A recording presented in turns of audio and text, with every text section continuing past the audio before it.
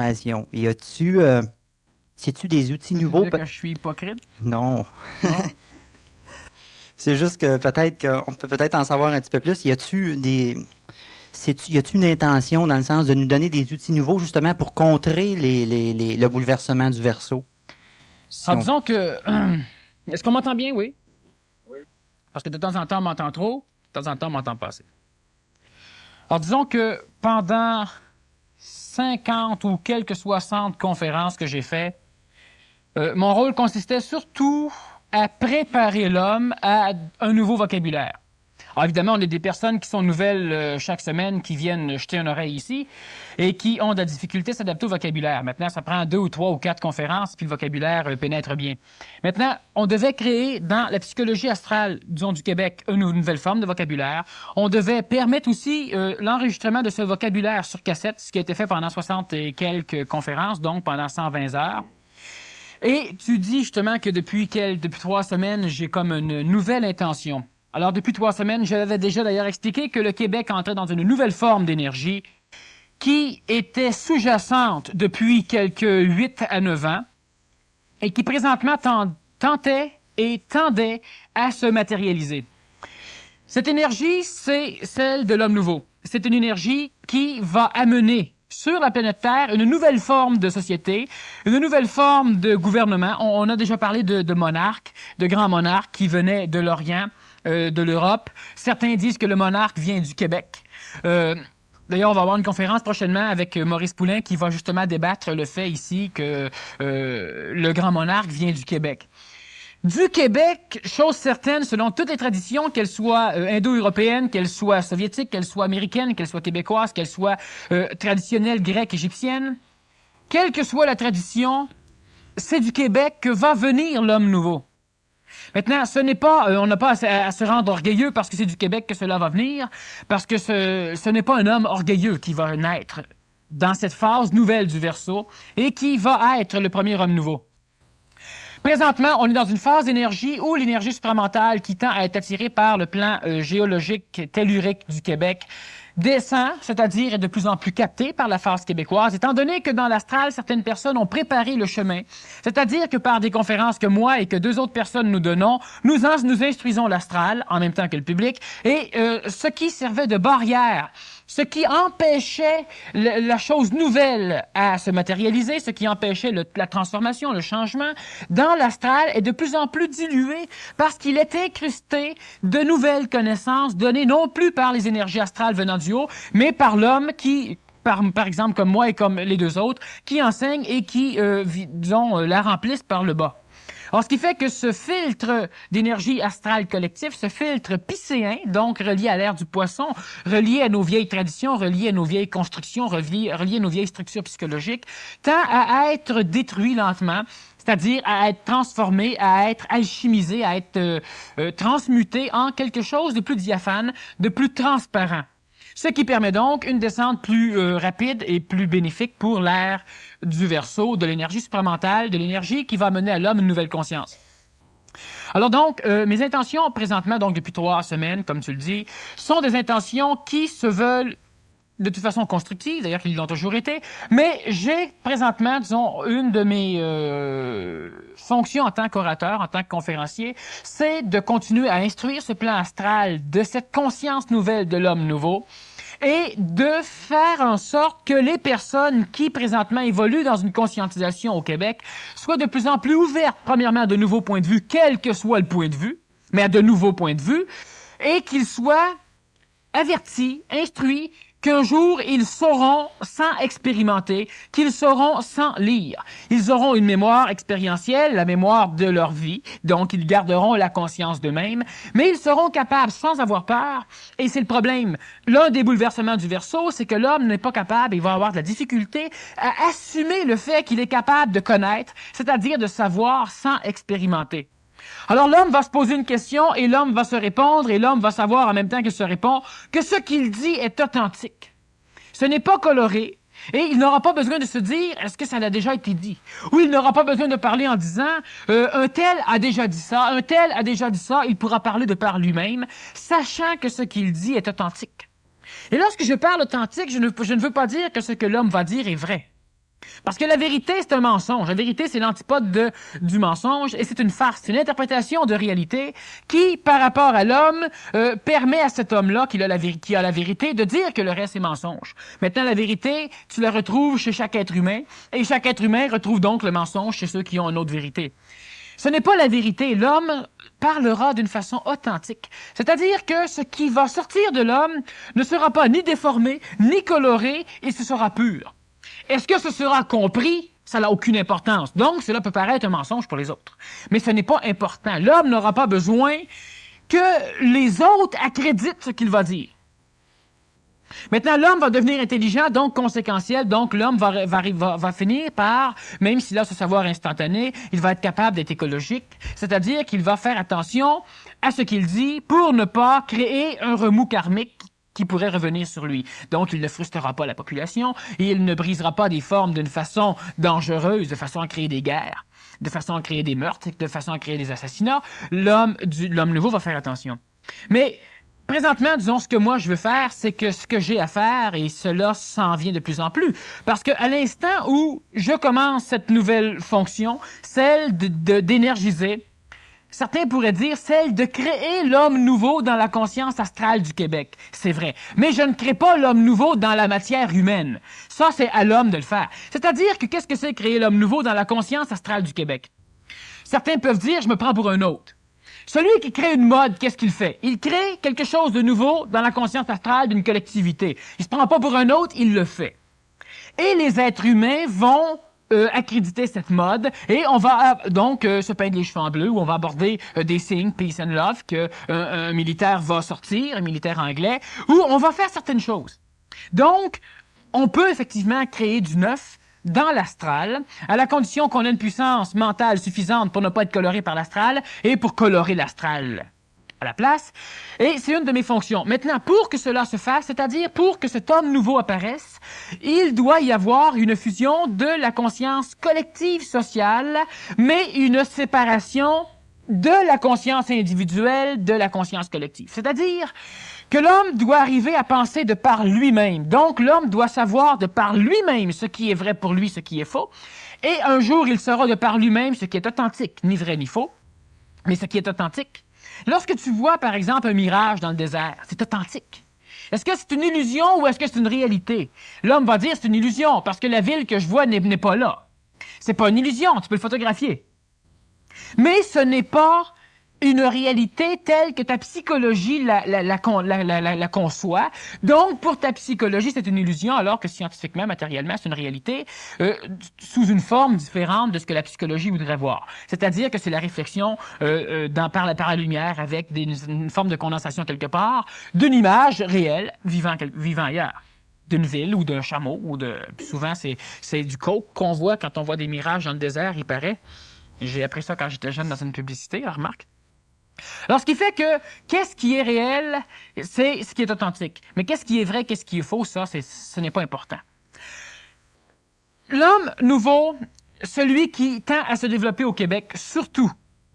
Présentement, on a du monde qui, viennent presque envahir le Québec parce que l'énergie qui les habite, l'énergie qui les motive, l'énergie qui sous-tend leur conscientisation, elle les attire ici. Donc, réellement, au Québec, il y a de quoi qui se passe. Et ce n'est pas parce que je suis québécois que je le dis. J'aurais pu être français. D'ailleurs, on a des Français qui le disent. J'aurais pu être égyptien. On a des Égyptiens qui le disent. J'aurais pu être n'importe quelle nationalité. Cela est évident pour différentes raisons sur lesquelles on a déjà, parlé longtemps dans d'autres conférences. Qu'est-ce que le bouleversement du Verseau? Pourquoi moi je tiens à en parler? Disons que la majorité des conférences que je fais, c'est soit pour mettre en garde quelque chose, alors j'instruis non pas seulement, disons, le public qui est ici, j'instruis en même temps le public qui va écouter les conférences par après sur cassette, et en même temps j'instruis aussi le domaine de l'astral. Pour ceux qui ne peuvent pas saisir encore, parce que la terminologie est nouvelle, comment on peut instruire le domaine de l'astral, à quoi ça sert d'instruire l'astral? On peut, après 2, 3, 4 conférences, cela va devenir clair. Alors, ce qui fait que je ne veux pas trop m'appuyer là-dessus, étant donné qu'on a plusieurs personnes qui le savent déjà. Le bouleversement du Verseau, c'est quoi? On peut dire qu'il va y avoir plusieurs bouleversements. On a une personne qui, jadis, a écrit « Le choc du futur ». Le choc du futur, c'était le choc de l'homme psychologique par rapport à une science technologique qui viendrait un jour peut-être transformer ses possibilités d'expression ou de vision du monde extérieur. Alors donc, l'homme sait que la Terre est ronde, que le Soleil ne tourne plus autour de la Terre, mais que la Terre tourne autour du Soleil, et c'est tout. Mais un jour, la science du futur va déposer des hommes sur la Lune. Et on va revenir avec peut-être des bactéries sur les roches, donc une vie lunaire. Peut-être non. On va envoyer des satellites avec gravé sur leur carapace un homme, une femme, le système solaire avec une flèche indiquant la planète Terre, donc pour indiquer à des quelconques extraterrestres que ce vaisseau a été largué de la troisième planète du système solaire, de la planète Terre. Donc, la science envisage la probabilité qu'il y ait des intelligences extérieures. Et ça, c'est la NASA qui a envoyé ce satellite vers Vénus d'ailleurs, avec ces choses gravées. Mais la psychologie qui ne peut pas envisager de nouveaux points de vue va donc frapper, elle va vivre ce choc du futur.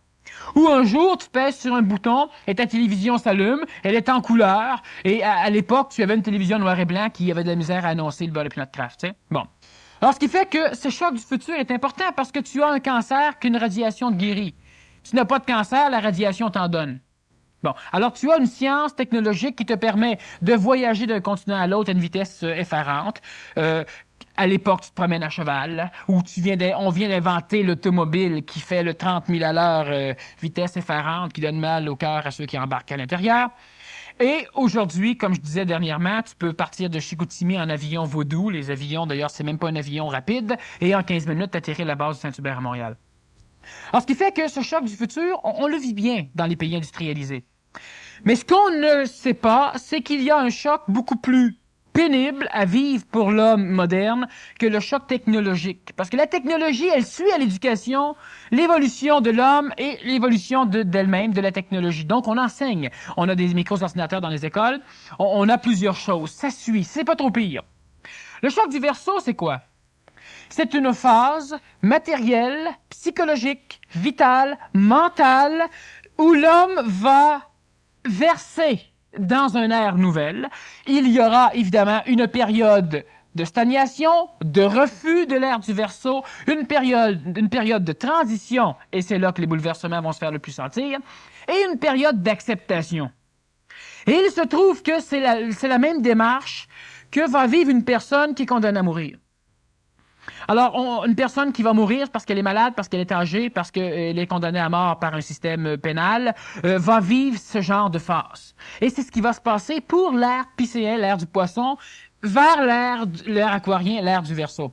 Et qu'est-ce qui va se passer? Qu'est-ce que c'est que cette phase de transition que l'homme refuse encore présentement? L'homme envisage cette ère du Verseau, mais l'homme n'envisage pas de le créer. L'homme envisage de vivre dans l'ère du Verseau, mais l'homme n'envisage pas d'y aller. L'homme envisage une ère du Verseau pacifique, mais l'homme ne fait rien pour pacifier l'ère du Poisson. Et cette ère du Verseau, elle n'apparaîtra pas sans l'homme. Et cette ère du Poisson va disparaître. Et il va disparaître, entraînant avec lui tous les hommes qui vont rester attachés à l'ère du Poisson, donc les hommes qui vont refuser de mourir. Ceux-là vont tous perdre la vie. Et ceux qui vont accepter de mourir, dernièrement on a eu une conférence qui expliquait suffisamment bien ce processus, soif de naître, peur de mourir. Les personnes qui vont accepter de mourir pour renaître dans l'ère du Verseau, ce sont des personnes qui déjà, il y en a déjà ici. Prenons un exemple de qu'est-ce que cela peut donner le bouleversement du Verseau. Le summum du bouleversement du Verseau, c'est l'apocalypse planétaire. Et cet apocalypse matériel et psychologique, parce que lorsque la matière est détruite, la psychologie en souffre, donc la psychologie se transforme, va apparaître seulement et seulement si l'homme refuse de mourir pour renaître dans une société nouvelle, dans un cadre nouveau d'évolution, dans un cadre typique des énergies du Verseau. C'est-à-dire que dernièrement, on annonçait aux nouvelles que certaines personnes étaient offusquées que la rue Saint-Laurent se voit modernisée à Montréal, parce qu'elle perdait son cachet antique. Eh bien, le cachet antique, il doit disparaître. Tout ce qui tend à garder de la nostalgie dans la psychologie de l'homme par rapport à la transformation doit disparaître. Parce que l'homme qui est suffisamment fort pour ne pas être nostalgique n'a plus besoin de la statue. Il n'a plus besoin des ruines d'une maison brûlée qui datait de 300 ans, histoire de se dire qu'elle a déjà existé. Il n'a plus besoin de cadre sur lequel il pourra appuyer sa nostalgie. Parce que c'est un homme du Verseau. C'est un homme prêt à être un homme nouveau. Une femme nouvelle, évidemment, aussi. Ça va de soi. Par contre, tous ceux qui ont besoin de musées, autres que pour l'éducation, tous ceux qui ont besoin d'endroits où ils peuvent revivre leur jeunesse, d'endroits où ils peuvent revivre la jeunesse de leur famille, d'endroits où ils peuvent revivre la jeunesse de leur nation. Tous ceux qui ont besoin de ces cadres sont des hommes, des femmes, des enfants, attachés à l'ère du poisson, qui se refusent de connaître l'ère nouvelle. Et ça, c'est un choc énorme parce que si l'homme, et évidemment, ce que je dis présentement pourrait être interprété d'une façon assez guerrière, destructrice. Je ne suis pas un destructeur, je suis un créateur. Mais une chose qui est importante, c'est qu'on ne peut créer du neuf sur du vieux. Et d'ailleurs, ce n'est pas moi qui l'ai inventé. Lorsque l'on construit un nouvel édifice, quelque part où un édifice a brûlé, où il est en train de tomber tout seul, bien on le démolit. Et on ne laisse pas les ruines à terre, on les ôte. On les brûle, on les détruit et on rebâtit quelque chose de neuf. Alors, l'homme qui va s'évertuer à vouloir conserver dans le passé ses lignées psychologiques est un homme qui se refuse de naître dans l'ère du Verseau. Et il va vivre un bouleversement apocalyptique parce que il ne veut pas vivre avec le neuf. Et la personne qui décide de garder son vieux linge et qui décide d'en acheter du neuf, elle sera toujours prise entre deux feux. Qu'est-ce que je mets ce soir? Alors, je mets le vieux, je mets le neuf. Et si elle garde le vieux, de temps en temps, elle mettra le vieux. Et si dehors, tout le monde a du neuf tout le temps, elle sera vieux jeu, elle souffrira dans sa psychologie et elle devra, par ce bouleversement, apprendre à se transformer. Alors, soit que tout le monde garde le vieux linge ou que tout le monde change. Présentement, on a des énergies qui tendent à forcer certaines personnes à changer. Donc, ça change. Et on a des énergies qui tendent à forcer l'homme à rester stagnant. Mais l'homme qui est stagnant est un homme relié à la psychologie astrale, donc à l'ère du poisson. Et cet homme qui est stagnant n'est pas un être intelligent en ce sens qu'il n'a pas de savoir instantané, qu'il n'est pas conséquentiel dans ses actes, donc il ne connaît pas les conséquences à long terme de ce qu'il fait. Ce qui fait qu'automatiquement, quel que soit ce qu'il fait, il s'évertue à détruire. Et il s'évertue, et c'est l'apanage de la psychologie humaine, à s'ennuyer lorsqu'il n'y a pas suffisamment de transformation dans sa vie. Cela devient plate. Donc, veut pas, même l'homme du poisson tend à évoluer, tend à améliorer, tend à transformer, tend à créer. Alors, ce qui fait que veut pas que l'homme du poisson reste piscéen, que l'homme du Verseau devienne aquarien, l'humanité évolue, elle s'améliore au plan de la technologie, ce qui, un jour, devra permettre à l'homme d'assumer sa victoire sur la matière. Et ça, c'est notre problème. Présentement, la technologie, elle permet à l'homme de se libérer des contraintes matérielles. Mais elle a permis en même temps, dans la psychologie de l'homme, de voir apparaître la luxure. C'est-à-dire que vous avez une automobile et que vous vous en servez pour faire des longues distances, mais que vous n'êtes pas capable de vous en passer pour faire de courtes distances. Donc, ce que la technologie permet à l'homme pour libérer l'homme des problèmes matériels, elle le reprend sur l'assujettissement qu'elle va donner à la psychologie de l'homme, elle rend l'homme paresseux. Dans l'ère du Verseau, cette science technologique du Verseau, donc de l'homme nouveau, cette science nouvelle, qui c'est la même science que nous connaissons aujourd'hui, mais elle sera abordée par un être mental au lieu d'être abordée par un être psychologique, elle libérera réellement l'homme des contraintes matérielles sans assujettir l'homme à cette libération. Ça, c'est important. Présentement, qu'est-ce que l'homme doit faire? L'homme du Verseau est un être marginal. Et il n'y a, et observez toutes les sociétés du monde, il n'y a que les marginaux qui font avancer une société. Parce que les hommes normaux ne font rien. Ils suivent les marginaux. Alors, pendant un certain temps, ils attaquent le marginal, et lorsque le marginal commence à avoir du crédit, alors ils suivent le marginal. Alors donc, il n'y a que les marginaux, qu'ils soient fous ou qu'ils soient géniaux. Il n'y a que les marginaux qui qui font progresser une société. Et l'homme du verso est un homme marginal. Évidemment, les marginaux ont aussi démoli des sociétés, mais ça, c'est autre chose. Mais une chose qui est importante, c'est que l'homme normal ne fait rien. Il suit. Il est assujetti à la conscience évolutive collective et il n'est pas lui-même. Il est tout le monde. Alors, nous avons inventé, nous avons fait telle chose, je n'existe pas, c'est nous. Le Québec, le Canada, l'Amérique, mais pas toi. Toi, tu n'es rien là-dedans. Alors, l'homme marginal, l'homme du verso, se voit automatiquement individualisé par rapport à la conscience collective, mais il saura, parce qu'il sera intelligent, il saura travailler en collaboration avec la conscience collective. Donc, il ne forcera pas, ce ne sera pas un dictateur, ce ne sera pas un tyran, ce ne sera pas un monarque qui s'impose. Par contre, il ne sera pas non plus une personne à se cacher. Le bouleversement du verso va se faire de cette façon. Lentement, progressivement, mais de plus en plus rapidement, toute la vieille technocratie, toute la vieille diplomatie, toute la vieille technologie, toutes nos vieilles constructions, tout ce qui présentement recouvre notre continent industrialisé, tout ce qui recouvre le Québec pour commencer, va lentement tendre à disparaître. Et il devra disparaître. Et tout ce qui est archaïque, tout ce qui est piscéen va disparaître de la surface de la planète. Et je ne dis pas ça, comme je répète que je ne le dis pas en voulant dire que nous devons le détruire. Nous devons le détruire. Mais nous ne devons pas le détruire en posant des bombes. La bombe est typiquement reliée à la psychologie de l'ère du poisson. L'homme n'est pas suffisamment intelligent, peut-être, pour comprendre un point de vue. Celui qui pose des bombes n'a pas l'intelligence pour leur faire comprendre le point de vue. Alors, émotivement, il tient à ce qu'on comprenne le point de vue, il place une bombe, ça saute. Ça mène à rien. Alors donc, ce n'est pas de cette façon que nous devons détruire. Nous devons détruire de quelle façon? Comme ceci. Présentement, on a plein de climatiseurs dans la majorité des maisons. Certaines familles n'en ont pas parce qu'ils n'ont pas réussi à comprendre les mécanismes qui permettent à l'homme de s'enrichir. Bon, cela va de soi. OK. On a une forme d'art plastique nouveau. On a des matériaux nouveaux. On a des automobiles qui tendent à avancer, à évoluer. On a une science qui avance.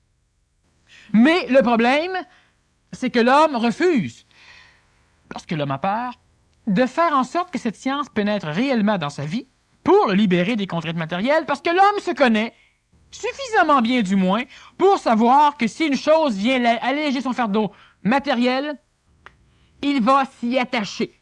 Il en aura besoin à jamais. C'est pour ça que l'homme a peur de l'ordinateur, que l'homme a peur de la matière. Pas parce que l'ordinateur va raisonner supérieurement à l'homme. Pas parce que l'ordinateur, un jour, va dominer la planète Terre. Ça, c'est des farces. C'est des illusions. C'est des imbéciles qui ont créé des choses comme ça. L'ordinateur ne manipulera jamais la planète Terre. À moins que l'homme soit suffisamment imbécile pour mettre des canons, des bombes dans l'ordinateur. Et puis même là, un jour, il y aura une panne d'électricité suffisamment grande. Puis l'ordinateur va s'étouffer comme tout le monde. C'est pas ça qui est dangereux.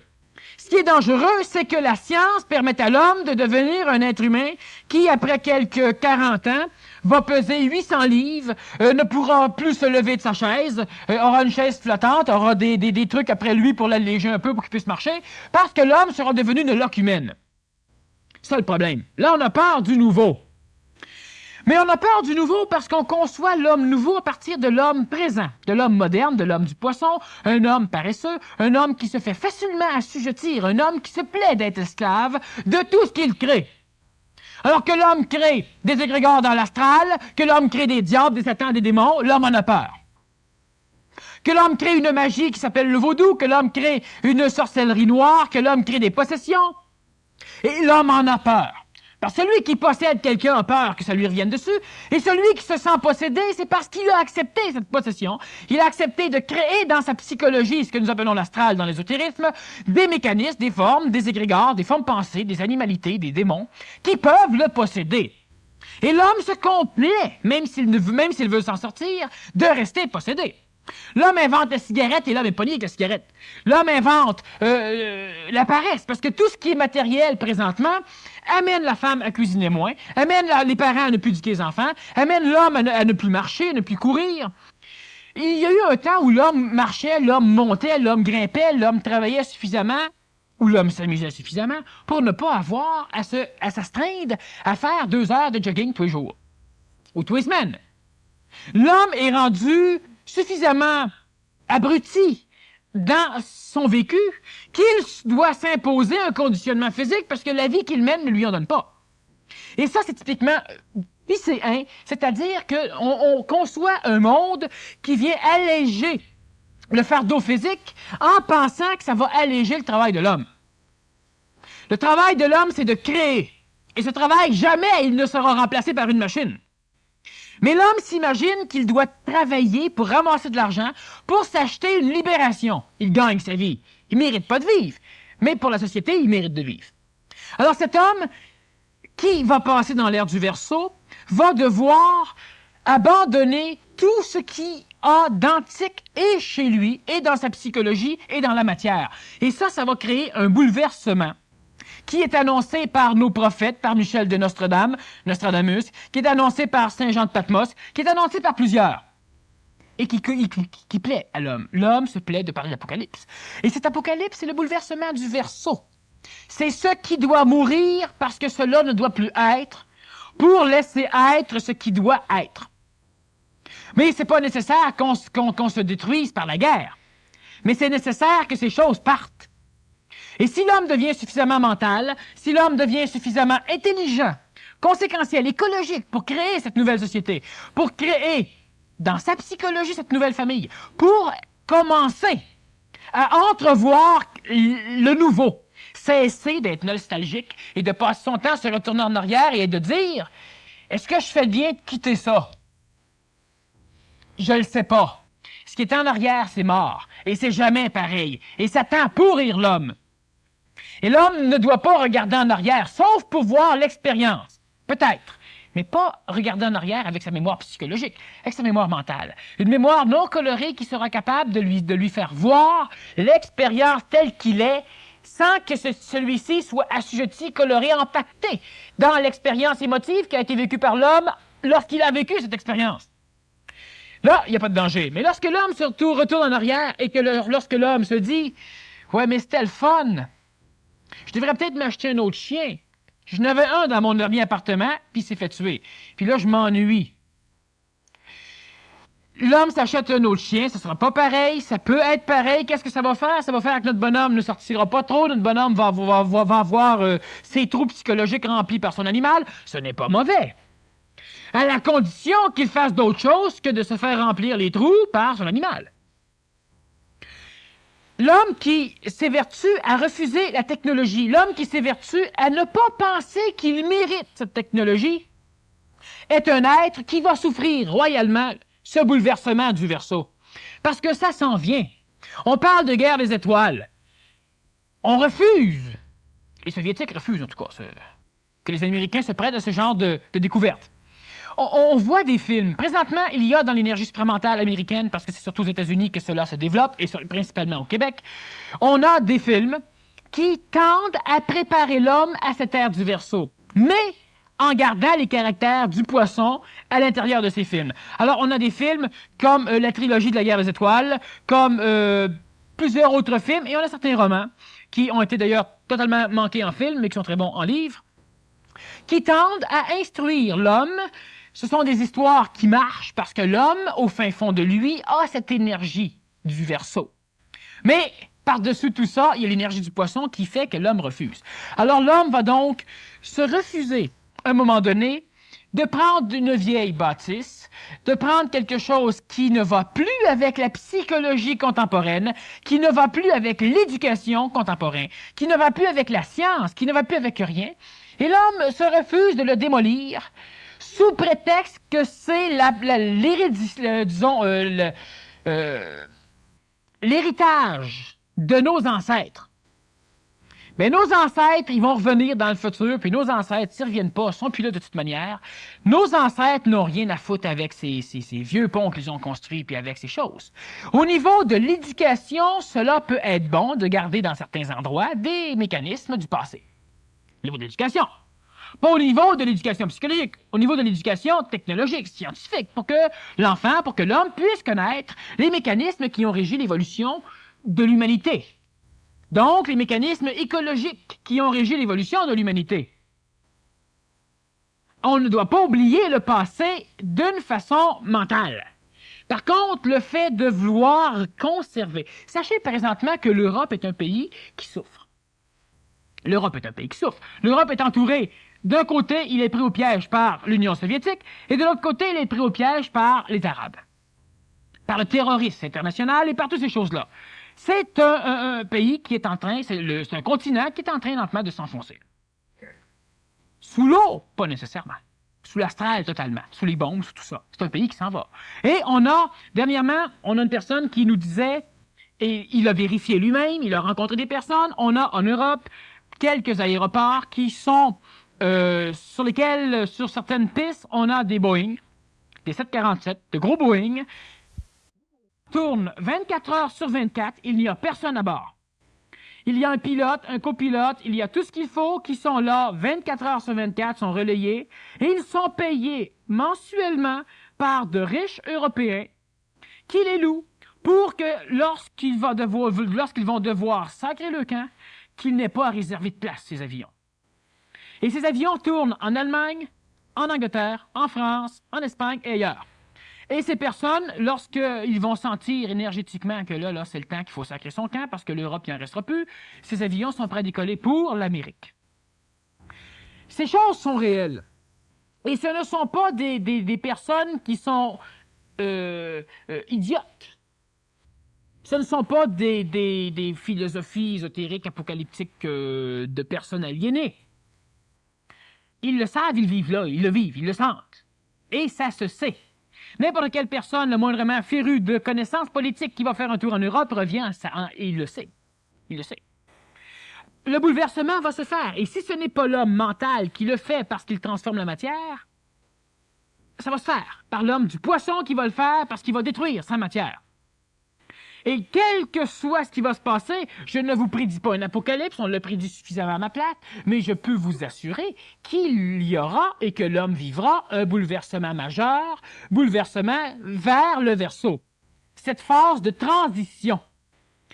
Et à quoi ça sert que, par exemple, vous soyez au courant et que moi je vous en parle? Si le reste de l'humanité l'ignore. L'apocalypse planétaire va se passer dans les régions où il n'y a pas de contingent du Verseau, de contingent d'hommes nouveaux, de contingent mental, pour pouvoir permettre la transition. C'est-à-dire que si l'Inde a à disparaître, il va disparaître sous ses propres cadavres, comme d'ailleurs il est en train de le faire, parce qu'il n'est pas capable d'abandonner ses fichues traditions.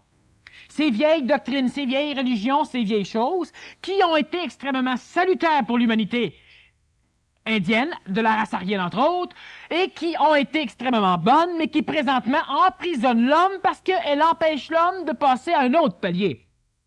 Et partout où l'homme va s'évertuer à conserver des vieilles doctrines, des vieilles traditions, des vieux enseignements, que ce soit des traditions ésotériques ou que ce soit n'importe quoi, il s'évertue à s'étouffer, à se pendre lui-même avec ces doctrines, parce que l'homme doit éveiller sa conscience à quelque chose de neuf.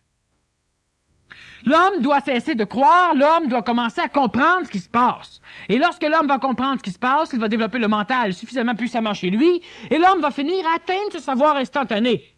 Savoir instantané dont je parle de temps en temps, et dont d'autres conférenciers parlent, et qui n'est pas compris par personne, qui n'est pas crédible par personne. Eh bien, tant mieux.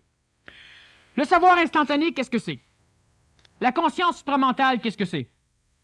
Le savoir instantané, c'est lorsque l'homme, immédiatement, selon son cadre d'expérience physique ou psychologique, a ce qu'il faut pour être 100% totalement efficace dans son action par rapport à sa vie.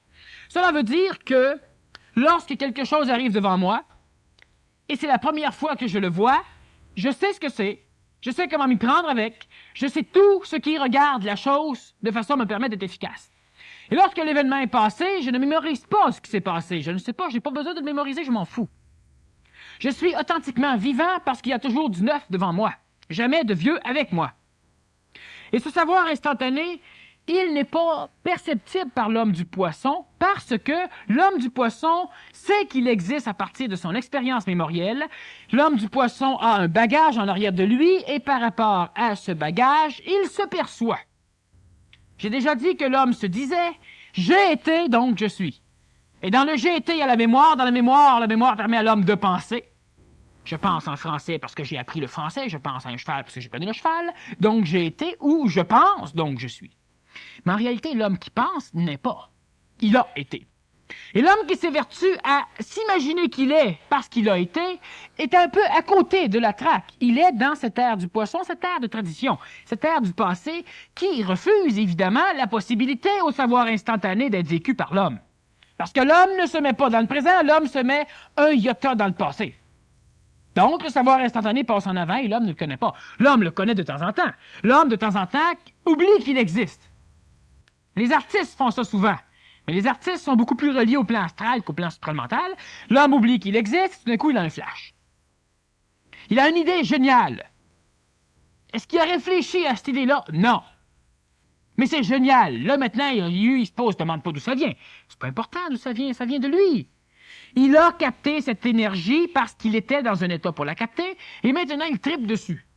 Alors là, il n'est plus dans un état pour capter quoi que ce soit. Il tripe sur l'expérience qu'il a vécue, donc il est encore une fois mémoriel, même s'il appelle cela le moment présent. L'homme, tous les hommes de la planète peuvent vivre cet instant de contact supramental. Antiquement, on l'appelait illumination, on l'appelait contact avec Dieu lorsque l'énergie supramentale pénétrait l'homme. Ce pouvait être un contact avec le plan de l'astral, et là, évidemment, l'homme était manipulé par un Dieu sauvage. Et lorsque l'homme entrait en contact avec l'énergie supramentale, l'homme avait ce que les apôtres ont eu, cette connaissance avec l'Esprit Saint. Et l'Esprit Saint, soit dit en passant, c'est une forme très ésotérique pour parler d'un Esprit Saint. Saint-Esprit, celui qui est saint d'esprit, mais c'est aussi un esprit saint, c'est-à-dire que c'est un esprit intelligent, c'est un savoir instantané, c'est un savoir authentique. Saint parce que non coloré, non pollué par les mémoires expérientielles de l'astral, de la psychologie humaine. Et cette conscience nouvelle, elle va faire partie évidemment de ce choc du Verseau.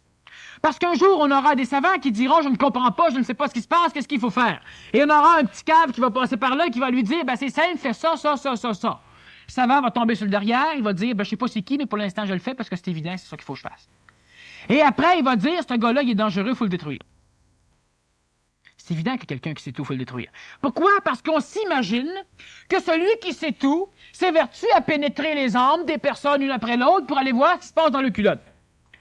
Mais ça se fait pas. L'homme qui est intelligent se fout royalement de ces choses-là. Il vit sa vie dans le moment présent. Il ne vit pas une vie psychologique exclusivement. Il vit une vie sous tous les plans de relation. Le plan matériel par son corps physique, le plan vital par sa vie, le plan psychologique ou astral par sa relation psychologique avec l'astral collectif, et le plan mental avec le mental de sa propre vie. Il est dans son intelligence. Il n'est pas dans l'intelligence de la collectivité. Il n'est pas dans l'intelligence de sa nation. Il n'est pas au service de personne. N'étant pas au service de personne, il est à son service à lui. C'est le plus égoïste qu'il n'y a pas, sauf que lui est aussi égoïste que tout le monde, mais lui il va le savoir, c'est une grosse différence. Et parce qu'il connaît l'écologie sociétaire, parce qu'il connaît l'écologie du plan d'évolution, parce que lorsque l'homme est intelligent, il se rend bien compte que seul, il ne peut pas rien faire. Il va donc faire en sorte de travailler dans un plan social, dans une société, de façon à ce que la société puisse être suffisamment intelligente, évoluer, pour lui permettre d'être libre. Et évidemment, ça va permettre à tout le monde d'être libre. De ce fait, l'homme est au service des autres. Pas parce qu'il a une conscience psychologique qui le culpabilise s'il ne sert pas, parce qu'il vient de découvrir une raison intelligente de faire quelque chose pour les autres. Et lorsqu'on a une raison intelligente de faire quelque chose, n'importe quoi, ça marche. Vous avez une raison intelligente d'être en santé, ça va marcher. Ah, mais je vais être en santé parce que ça me plairait, parce que je pourrais, parce que... Non, ça, c'est des raisons psychologiques, ça marche pas. Ah, vous devez en avoir un maudit paquet, puis les énergiser longtemps en tabarnouche, puis faire bien des choses au niveau de l'égrégore, au niveau de la projection, pour arriver à une guérison par le plan psychologique. Mais il y a une raison intelligente de faire quelque chose, et ça va marcher. C'est pas coloré, terni, empoisonné, pollué par l'astral, à un moment donné, par l'émotion. Mais l'homme du Verseau aura une raison intelligente de travailler en collaboration. Mais il aura aussi une raison intelligente de créer cette ère du Verseau. Et l'intelligence a de différence avec l'émotion qu'il est implacable. C'est-à-dire qu'il ne peut pas connaître la diplomatie entre ce qui doit être fait et tout le reste. Il connaît l'écologie psychologique de la collectivité, donc il saura s'adapter. Mais ce qui doit être fait, doit être fait. On pollue, c'est stupide, on polluera plus. Pour l'instant, c'est pas le temps de placer un gouvernement intelligent à la tête d'une nation parce qu'il se devra d'être dictateur. Parce que le peuple n'est pas suffisamment intelligent pour accréditer qu'on dépense 3 milliards de dollars pour empêcher la pollution de l'atmosphère. On va dire, créons des emplois à la place. Parfait. Alors, bâtissons une autre usine qui pollue, mettons du monde là-dedans, puis là, l'électorat va être content. Mais on règle jamais rien. Alors, tant qu'évidemment, et ça, c'est pas la faute des gouvernements, c'est pas la faute de la population. C'est ça qui est le mot du problème, c'est que c'est pas la faute de toi, c'est pas la faute de toi, c'est pas ta faute, c'est pas ta faute, c'est la faute de personne parce que c'est la faute de tout le monde. Étant donné que c'est la faute de tout le monde, c'est pas la faute de personne, on peut pas rejoindre ce tout le monde. On peut donc pas régler le problème. Et comme c'est ce tout le monde, parce qu'il est collectif, ce tout le monde, parce qu'il raisonne collectivement, de cette façon, il est stupide, pas l'être humain individuel, il est extrêmement intelligent, il a du potentiel incroyable. Mais la masse n'est pas intelligente, la masse, elle est assujettie. Elle est collée, et cette masse va voter un gouvernement qui va représenter la masse. Donc, on n'a pas de gouvernement intelligent. Et ce n'est pas la faute des gouvernements, tout le monde est de bonne volonté, tout le monde est de bonne attitude, mais personne ne peut rien faire. Pourquoi? Parce que nous ne prenons pas le problème du bon côté, nous essayons de régler le problème en fonction du contexte psychologique. Cela veut dire que nous sommes 6 personnes qui allons voter un gouvernement. Et moi, j'ai des problèmes avec mes cochons, toi, t'as des problèmes avec ta pollution, l'autre a des problèmes avec le prix de l'essence, l'autre a des problèmes avec les hôpitaux, et on vote un gouvernement qui dit qu'il va régler nos problèmes. Alors moi, mes cochons, ça va. Mais là, le gouvernement s'attaque à son essence. Alors, il va régler l'essence, il va augmenter un peu le prix pour pouvoir... Bon, mais moi, je veux pas. Moi, je commence à chialer parce que mon tracteur, je l'ai besoin de mes cochons. Alors, etc. Alors, ce qui fait que le gouvernement, une fois qu'il est en place, ne peut pas rien faire parce que tout l'électorat est divisé en portions et tout le monde s'entretue pour régler le problème d'une portion au détriment des autres, on n'a pas le choix. Parce qu'on ne voit pas la société comme elle devrait être, c'est-à-dire qu'on ne la voit pas d'une façon psychologique, mentale, on la voit d'une façon psychologique. On voit la société comme étant quelque chose qui doit tout à l'homme. La société doit nous fournir. Fournissons la société pour qu'elle nous fournisse. Ah, OK. Mais on ne peut pas parce qu'on n'a pas de compréhension intelligente de ce que c'est la société et on n'a pas de raison intelligente d'être dans une société. En avez-vous eu une raison intelligente de rester dans une société? Pas de raison psychologique. Dites-moi pas, où c'est que tu veux que j'aille? Non, c'est pas vrai. Il y en a plein qui partent ailleurs.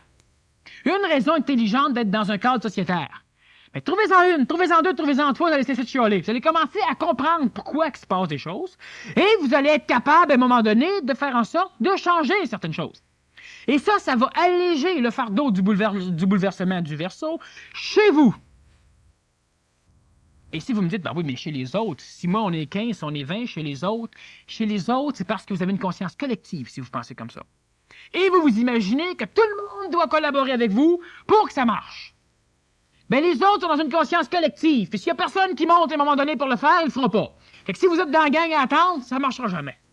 Il y a une bombe, il faut tomber sur l'eau, puis ils vont dire, ça c'est fait. Ça va être la faute de l'homme, mais ça sera pas grâce à l'homme. Présentement, l'homme qui a des raisons intelligentes d'accomplir quoi que ce soit, peut le faire. C'est difficile. C'est évident, parce qu'on a une conscience collective qui a été habituée, éduquée, à ne pas être supérieur, à ne pas se voir supérieur, à ne pas s'imaginer supérieur, à se dire que tout est inventé, qu'on ne peut plus rien inventer, et à se dire qu'elle ne peut pas rien faire parce qu'elle est tout seule. Et ça, c'est le gros problème de l'éducation du poisson. Cela a été intelligent. Il y fut un temps où l'homme n'avait pas suffisamment d'intelligence, l'homme s'entretuait, l'homme s'entredéchirait, et on a été obligé de passer par l'égrégore, l'esprit de groupe, pour créer une conscience collective, une religion, différentes philosophies, différentes nations, de créer des drapeaux, de cristalliser un égrégore de groupe, une conscience de groupe, pour que l'homme cesse de s'entredéchirer, pour que l'homme devienne une société, une collectivité. Cela a été nécessaire, mais présentement, l'homme se doit de revenir individuel, mais il va comprendre l'intelligence de la collectivité, pour pouvoir passer dans cette ère du Verseau. L'homme qui attend que les autres le fassent va voir sa vie placée entre les mains de tous ceux qui placent leur vie entre les mains des autres. Et ça, cela ne vaut rien. Et c'est parce qu'on est suffisamment d'êtres humains qui acceptons cette état de choses qu'elle se poursuit. Mais on a plusieurs personnes qui, présentement, sont marginales et ont un genre de vie. Certains payent pour l'instant. Plus on va être de personnes à être marginales, moins ça va coûter cher pour tout le monde, et plus on va commencer à changer des choses. Et ces choses, nous ne devons pas les changer parce que je le dis. Nous ne devons pas les changer parce que ça paraît beau. Nous ne devons pas les changer parce que on va peut-être moins souffrir, on va peut-être éviter un apocalypse. Ça, c'est psychologique, c'est piscéen. Et si on veut changer le monde, si on veut changer nous autres, parce qu'on commence à changer le monde par se changer nous autres, si on veut changer quoi que ce soit, parce que on a une idée psychologique à l'intérieur de ce changement, parce que c'est ça qui vient sous-tendre notre démarche, on va encore manquer notre coup. Ça va être de l'utopie, ça va être des bonnes idées comme l'homme en a depuis 2000 ans, qui vont finir comme ça finit depuis 2000 ans. Alors donc, si l'homme a une raison intelligente, c'est-à-dire, qu'est-ce que c'est qu'une raison intelligente? C'est une raison qui qui a connaissance des conséquences de ce que l'homme veut faire. Parlons d'un nouveau système d'éducation. J'expliquais lors de la conférence Soif de naître, peur de mourir, qu'à un moment donné, il n'y aura plus de mariage, il n'y aura plus de religion au niveau de l'ère du Verseau, parce que l'homme n'aura plus besoin de croire, l'homme saura. Donc l'homme ne se réunira plus en groupe pour Christ, pour énergiser des plans. L'homme pourra directement entrer en contact avec ces plans. Et ce n'est pas de l'utopie, c'est de l'utopie pour celui qui se refuse de le faire. Celui qui se dit, ben voyons donc, moi je pourrais jamais le faire. Ben d'abord, comment tu fais pour te rester un prêtre qui le fait? Oh, mais le prêtre sont une gang. Comment tu fais pour te rester le pape qui le fait? Le pape, c'était un prêtre, c'était un homme, c'était un enfant, c'était un adolescent, c'était un adulte, c'était un travailleur. Ce fut un prêtre, ce fut un évêque, ce fut un archevêque, ce fut un pape. Alors pourquoi qu'une personne sur la planète Terre peut le faire alors qu'il est parti comme tout l'homme part, comme vous êtes parti, et que vous autres, vous ne pourriez pas le faire? Pourquoi vous n'avez pas le droit à ça? Parce que la collectivité ne vous donne pas le droit. Parce qu'on ne vous a pas élu et qu'on ne vous a pas donné d'autorité. Ben, c'est l'homme qui donne l'autorité à l'homme. Alors ça ne marche pas plus de bord si on prend ces critères. Alors pourquoi on peut croire un maître qui a la connaissance alors qu'on s'imagine que nous, on ne peut pas l'obtenir? Il n'y a personne de spécial. Il n'y a de spécial que celui qui désire embarquer sur le chemin. Et lui devient spécial. Mais tout le monde peut être spécial. Il est spécial parce qu'il est marginal. C'est un fou, comme on dit. Bon. Mais à un moment donné, tout le monde peut arriver là. Et ça, il faut que le monde se le mette dans la tête, que tout le monde peut le faire. Ça peut se faire comme ça peut prendre 10 000 fois ça, mais ça se fait. Sauf qu'évidemment, la personne qui ne peut pas croire que l'homme peut arriver à penser des choses nouvelles. Ça, c'est un critère d'énergie supramentale qui tend à baigner l'homme. Penser à des choses nouvelles. Penser à du nouveau. Cela peut être coloré par la psychologie, donc cela n'aura pas nécessairement une texture d'illumination. Mais cela est un caractère d'homme nouveau. L'homme nouveau ne pense pas à des choses anciennes, puis l'homme ancien ne pense pas à des choses nouvelles. C'est évident. L'homme nouveau va penser à des choses nouvelles. Et le bouleversement du Verseau va être vécu par ceux qui déjà vivent l'Apocalypse, par ceux qui déjà souffrent parce qu'ils ne veulent pas perdre. Tous ceux qui présentement ne veulent pas perdre ont peur du nouveau, ont peur de l'avenir, sont des êtres pisciens. Et les élus, ce ne sont pas du monde qui un jour vont recevoir un bat de baseball dans le front pour avoir une marque. Les élus, ce n'est pas des personnes qui sont attachées à un conférencier ou à un autre. Les élus, ce ne sont pas du monde qui prie un Dieu plutôt qu'un autre, qui passe de porte en porte ou qui reste chez eux. Les élus, c'est simplement des êtres nouveaux. Et les êtres nouveaux, ce sont des êtres anciens qui vont cesser d'être anciens pour devenir nouveaux. C'est ça, des êtres nouveaux. Et c'est ça, des élus. On a un terme extrêmement vulgaire pour parler de ce genre d'hommes nouveaux. Les élus. Comme s'ils avaient été votés par quelqu'un. Bon.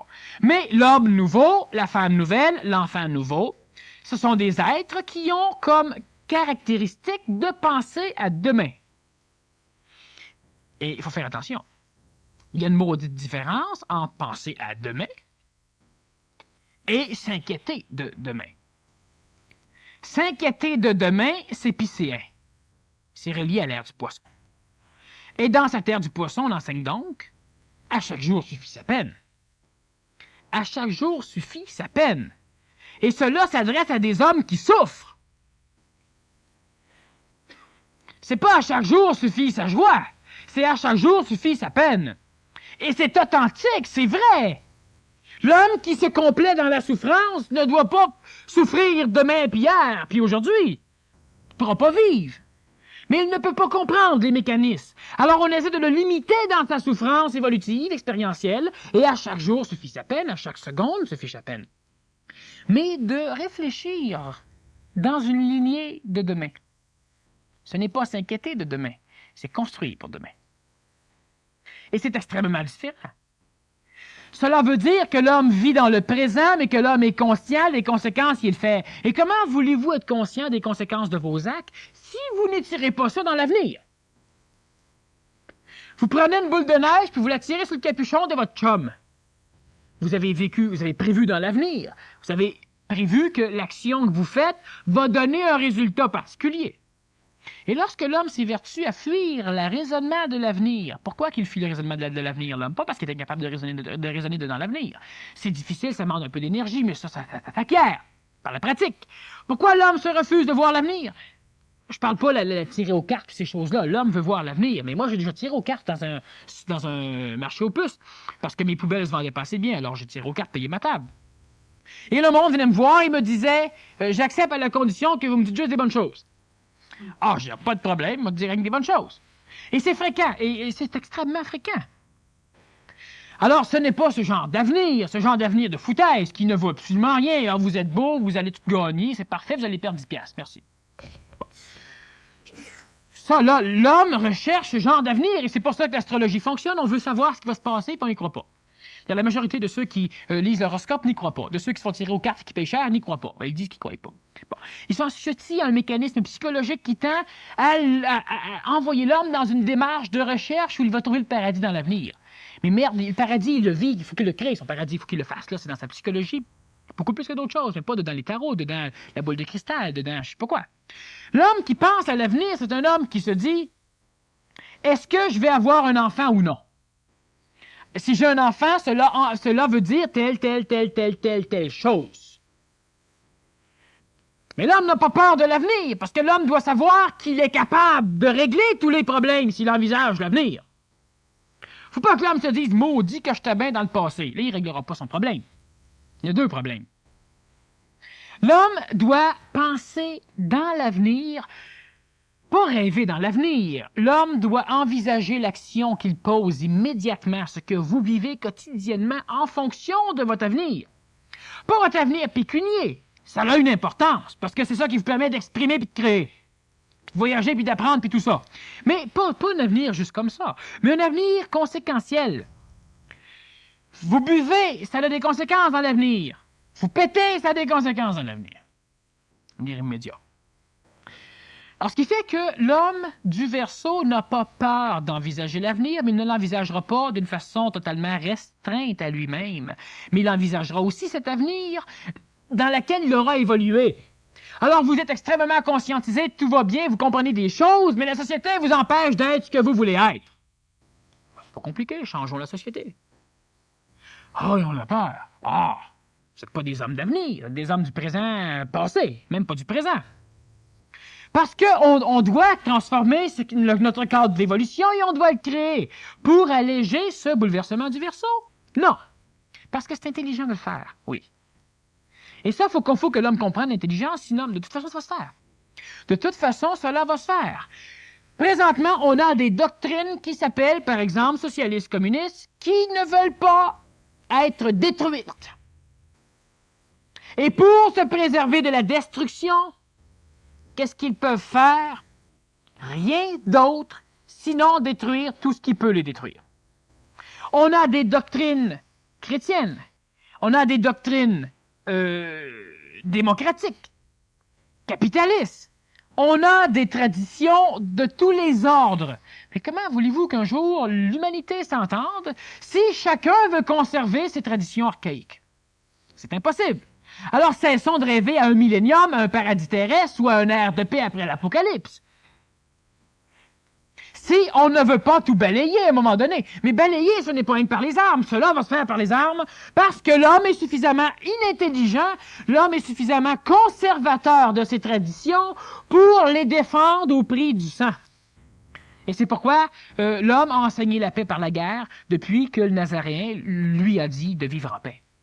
Parce que l'homme ne comprend pas l'intelligence de la paix, l'homme comprend ce que cela peut lui rapporter psychologiquement, la sécurité psychologique que cela lui rapporte, et l'homme, pour être en paix, prépare la guerre. Et cela a toujours été. Et ce n'est pas parce que cela fait 40 ans ou 45 ans qu'on ne vit pas de guerre d'Holocauste que cela n'arrivera pas, parce que cela se prépare lentement, mais l'homme se mentalise suffisamment rapidement pour étirer ce temps. Et ce temps n'est pas nécessaire. Nous ne sommes pas obligés, ce n'est pas écrit, si c'est écrit, on ira l'effacer, puis on ira graver d'autres choses. Ce n'est pas nécessaire que l'homme passe par un apocalypse. Mais si on regarde, étudions brièvement l'hypocrisie du monde astral lorsque quelque chose doit se faire. Adolf Hitler a été amené à diriger le peuple allemand. Et à un moment donné, il a pensé, il a dynamisé son peuple d'une façon mystique, d'une façon religieuse, d'une façon nationale, d'une façon ésotérique avec la race aryenne, la race germanique. Et lentement, il a tout d'un coup balayé des pactes qui avaient été faits lors de la Première Guerre mondiale, qui obligeaient l'Allemagne à ne plus avoir d'armée solide, d'obligations au régime militaire et ces choses-là. Et à un moment donné, alors Adolphe décide de tout balayer ça et il réinstaure le militarisme obligatoire. Donc tous les jeunes devaient passer par l'entraînement militaire. Il réinstaure plusieurs mécanismes et lentement, il décide qu'il va entrer dans un territoire qui est occupé par la France, soutenu par l'Angleterre, et il dit à toute l'humanité que jamais il ne le fera. Il veut la paix. Et c'est ce qu'il dit à tout le monde. Et dans les archives, après que les Soviétiques les forçaient à se suicider, on découvre que 2 mois avant ce discours, il avait déjà demandé à ses généraux de préparer un plan pour envahir ce territoire. Donc, il était menteur. Alors, qu'est-ce qui arrive? C'est qu'évidemment, tout le monde se dit que c'est impossible parce que l'armée française peut balayer l'Allemagne en un rien de temps. Adolphe amène ses soldats, ses vestes brunes, qui devaient justement manger une claque dernièrement au niveau d'une espèce de révolution populaire en Allemagne, et il fait une espèce de grosse fête, et il pénètre en fanfaron dans ce territoire occupé. Qu'est-ce que les Français font? Rien. Et à un moment donné, quand cela a été fait, il était un peu tard. Et l'Allemagne venait d'occuper un nouveau territoire. L'Allemagne a pris la Tchécoslovaquie après lui avoir juré de ne jamais la conquérir. Et les Français avaient dit à l'Allemagne et l'Angleterre avec qu'ils entreraient en guerre contre l'Allemagne si l'Allemagne embarquerait en Tchécoslovaquie. Jamais l'Allemagne irait en Tchécoslovaquie. Et à un moment donné, après plusieurs pourparlers d'une partie de la Tchécoslovaquie qui, selon Adolphe, revenait à l'Allemagne, c'est vrai, cela avait été conquis lors de la Première Guerre mondiale, la France et l'Angleterre rencontrent le Führer et concèdent cette partie. La Tchécoslovaquie, d'accord. Et Adolphe leur dit, ça vaut plus la peine, je vais la conquérir. Ça frustre tout le monde et malgré ça, l'Allemagne conquérit la Tchécoslovaquie sans que personne ne fasse rien. Et par après, l'Allemagne a continué à s'étendre sans que personne ne fasse jamais rien. Jusqu'au jour où l'Allemagne ne veut pas attaquer la Pologne. C'est évident que la Pologne ne sera jamais touchée par les forces hitlériennes. Et la France et l'Angleterre spécifient bien au Führer que si la Pologne est atteinte, ils vont se battre. Oui, oui. Ça fait 4 ou 5 nations, là. Petit pays qui le conquérit, et on dit toujours qu'on va se battre. Et il ne veut pas la guerre avec la France et l'Angleterre. Et la Pologne, jamais. 3 mois après, Varsovie capitule. La France entre en guerre contre l'Allemagne. Savez-vous comment l'Angleterre a commencé sa guerre? En bombardant l'Allemagne de tracts, de papier. Pour leur dire d'arrêter. Et lorsque l'Allemagne a pris la France, il n'y a pas eu de guerre en France. Paris ne s'est même pas défendu, il n'a même pas été défendu par l'armée française. Et jusqu'à temps que l'Angleterre officiellement déclare la guerre et que certaines forces, on a certains présidents, Truman entre autres et d'autres présidents, qui ont forcé Guadalcanal à être bombardé par les Japonais et qui avaient été avertis de l'attaque imminente japonaise et qui, ces personnages militaires n'ont jamais rien dit. Ils ont préféré que 2000 à 3000 soldats américains meurent, que la moitié de leur flotte s'enfonce sous l'eau, bombardés par les Japonais, parce que les États-Unis ne voulaient pas entrer en guerre. Le peuple était un peuple pacifique, il ne voulait pas entrer en guerre, mais il devait entrer en guerre. Alors, les présidents étaient suffisamment illuminés pour accepter qu'une grosse partie de leur flotte s'enfonce pour que le peuple se venge. Les États-Unis entraient en guerre et ont balayé l'Allemagne. Les Soviets prennent la Pologne, l'Afghanistan, prennent tout ce qu'ils veulent. Sachons que présentement, il se passe des choses, qu'on le veuille ou qu'on ne le veuille pas. Et le bouleversement du Verseau peut être évité.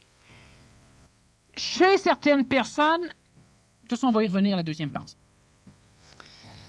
Merci beaucoup, Daniel. Et si vous avez des interrogations sous forme de bouleversement intérieur que vous avez présent, vous pouvez prendre des petits papiers en arrière, puis l'écrire lisiblement et le laisser ici en avant. Je vous rappelle que la cassette de cette première partie est offerte déjà gratuitement avec l'achat du billet de la semaine prochaine. Et il y a aussi les gens qui seraient intéressés à des inscriptions pour les BMC au mois d'août, tout ça. Il y a une cassette gratis d'une demi-heure qui est donnée à ceux qui veulent plus d'informations. Merci bien.